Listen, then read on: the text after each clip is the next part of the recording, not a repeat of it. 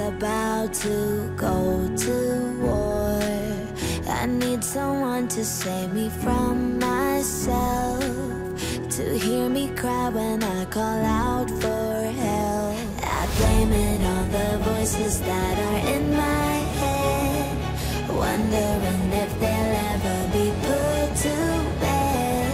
Feels like I am close to reaching my wit's end, holding out but I'm about to blow it up like a volcano.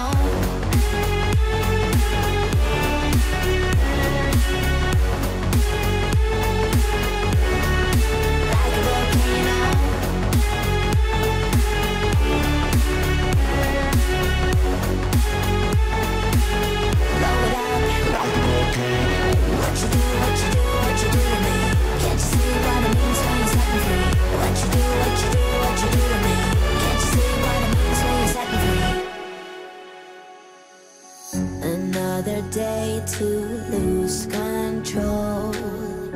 There's a fire in my bones. My sight gets blurry, pushing back